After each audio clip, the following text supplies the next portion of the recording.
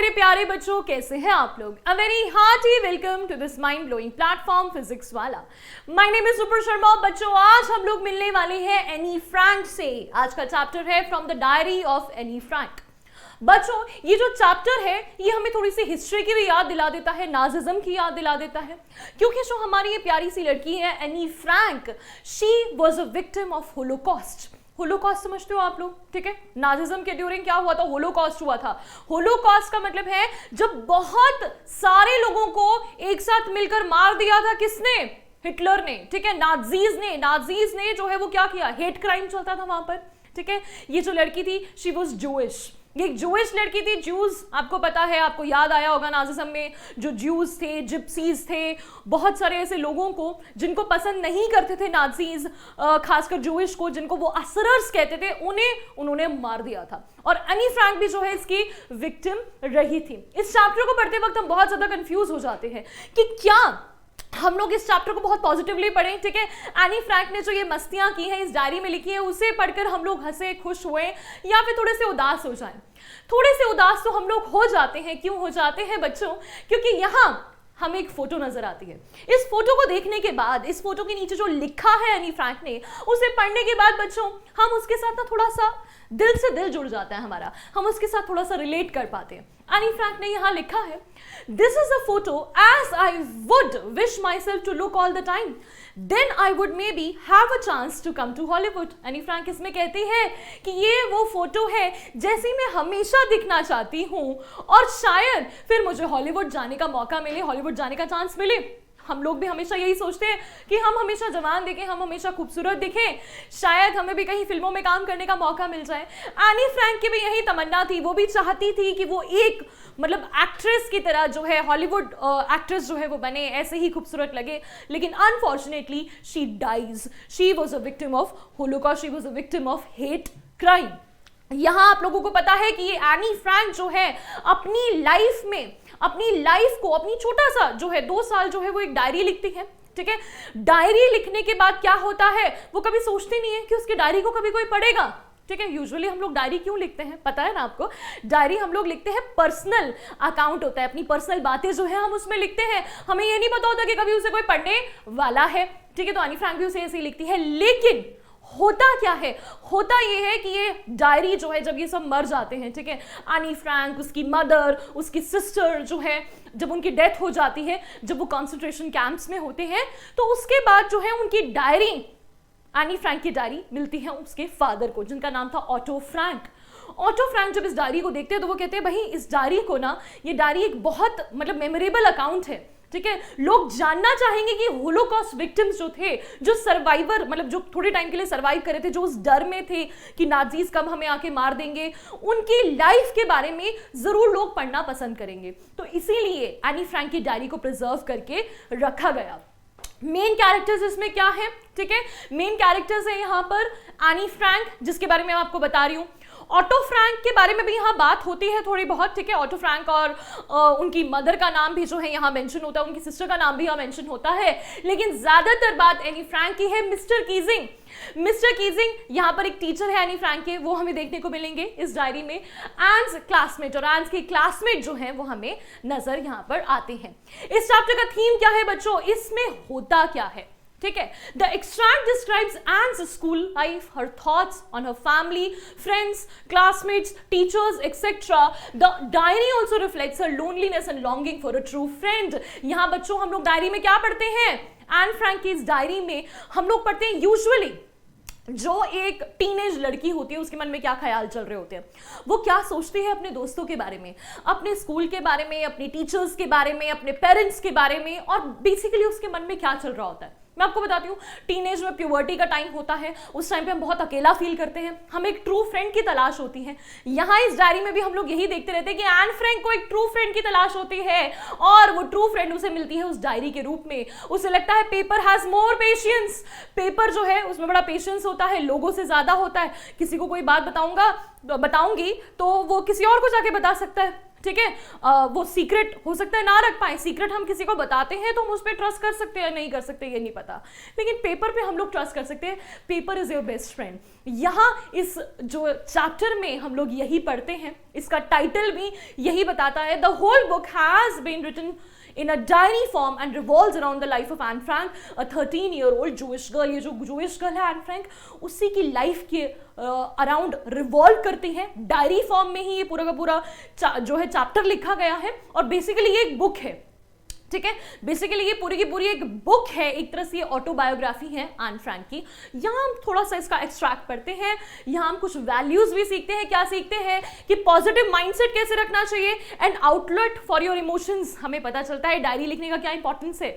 Diary में हम लोग अपने इमोशंस का आउटलेट करते हैं। यहाँ हम लोग एन फ्रैंक के दिल के इमोशंस को पढ़ते हैं, कैसा उसे फील होता है।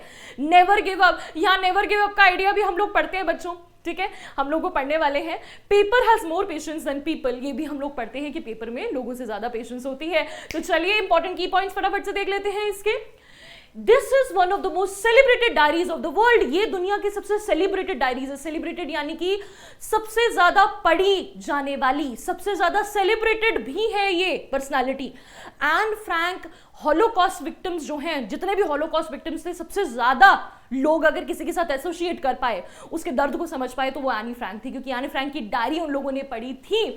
इसे लिखा था German born Jewish girl Anne Frank ने, जब वो छुपी हुई थी, ठीक है, secret annex at the time of German occupation. जब जर्मन को ऑक्यूपाई कर लिया तो हॉलैंड ने, तब उसने ये डायरी लिखी थी। She was born on 12 जून 1929। उसका बर्थ कब हुआ था? 12 जून 1929। यहाँ हमें एन के बारे में बताया जाता है, ये भी बताया जाता है कि ये उस डायरी को तब भी लिख रही होती है जब वो छुपती है नाजी से, जब वो जर्मनी में रहती है। एन को ये डायरी गिफ्ट की थी उसके 13th बर्थडे पर उसके फादर ने उसे ये जो है वो डायरी गिफ्ट की थी। एन को फील होता है कि डायरी राइटिंग एक बहुत ही स्ट्रेंज एक्सपीरियंस है, क्योंकि She was feeling, क्योंकि एक तो उसने कभी डायरी लिखी नहीं थी, और उसे ऐसा लग रहा था कि later neither herself nor others will take interest in the musings of 13-year-old girl। बच्चों देखो यहाँ आयरनी कितनी बड़ी है। एन जब डायरी लिख रही होती तो सोचते हैं कि क्या कभी कोई बाद में इंटरेस्टेड होगा एक 13 साल की लड़की के बारे में पढ़ने की, जो 13 साल की लड़की की दिनचर्या होती है, उसकी जो म्यूजिंग्स होती है, उसकी लाइफ में जो भी बातें हैं, मस्तियां हैं, उसके बारे में डिटेल्स को कौन ही पढ़ना चाहेगा। ठीक है, डायरी लिखते वक्त हम यही सोचते हैं हमारी डायरी को कौन ही पढ़ेगा।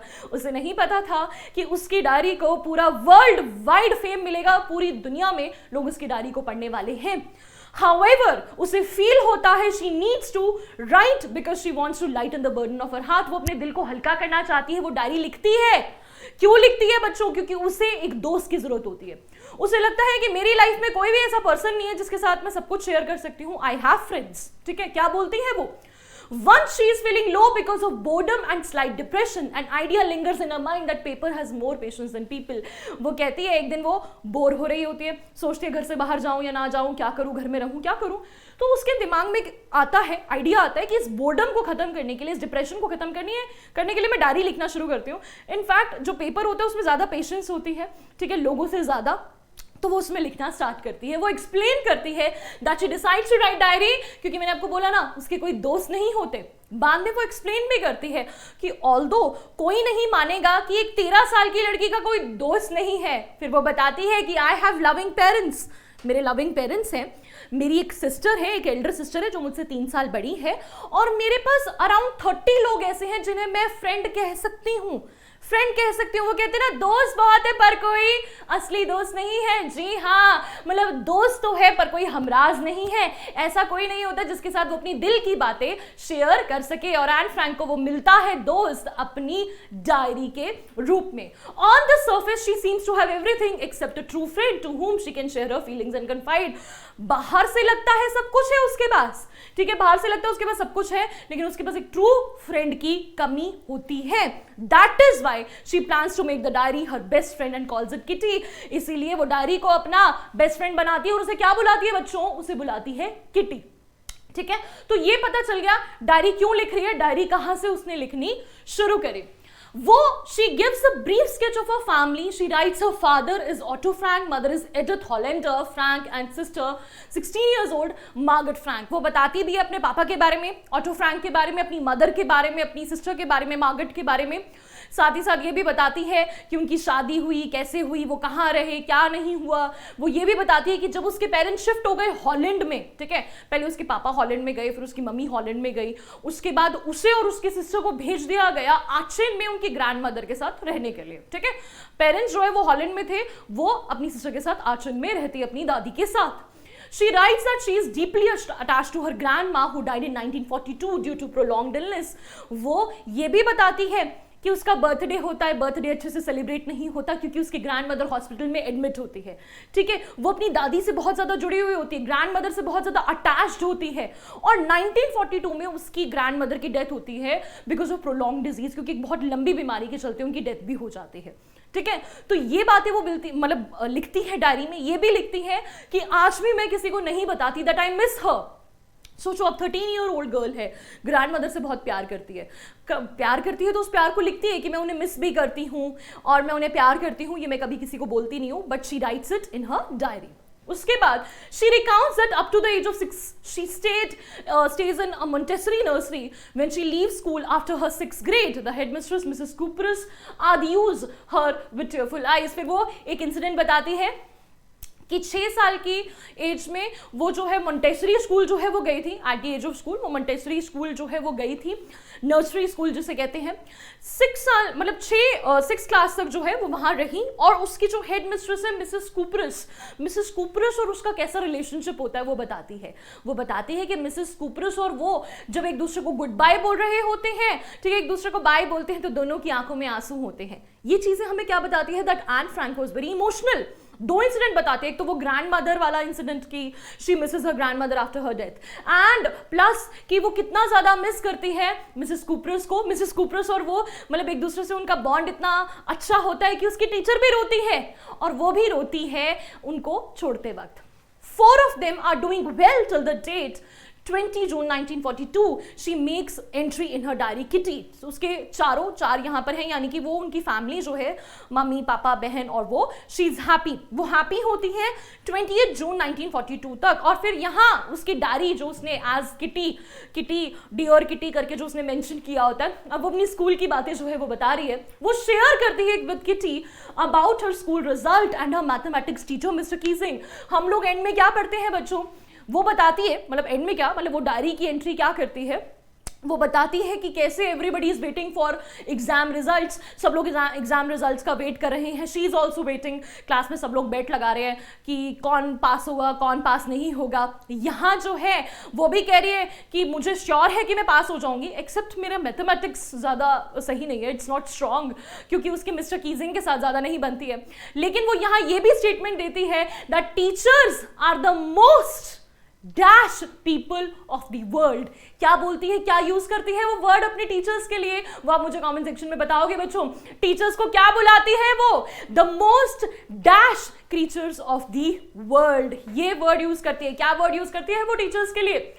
एन जो है मिस्टर कीजिंग के साथ अपना क्या रिलेशनशिप होता है मैथमेटिक्स की टीचर के साथ, ये भी बताती है that Anne talks too much in her class that annoys mister Keesing. Anne जो कि उसके मैथमेटिक्स के टीचर होते हैं वो बहुत चिड़े रहते हैं क्योंकि क्लास में बहुत बातें करती है, ठीक है, बहुत बोलती है Anne Frank. After several warnings, Mr. Keesing gives her punishment in the form of writing an essay, a chatterbox। वो इतना ज़्यादा बातें करती है कि मिस्टर कीजिंग ना उसको बोलते हैं कि तुम ना कल एक ऐसे लिखकर लाना और चैटरबॉक्स के ऊपर। And what does Annie do? Annie takes us as a challenge। Annie जो है उसे as a challenge लेती है and she writes a beautiful essay on it। वो एक बहुत ही beautiful सा essay जो है वो लिख देते हैं। उसके बाद मिस्टर कीजिंग जो है हंसते हैं, ठीक है, पॉजिटिवली उसे लेते हैं, कुछ नहीं कहते, 2 क्लासेस तक 2 लेसन तक उसको कुछ नहीं कहते।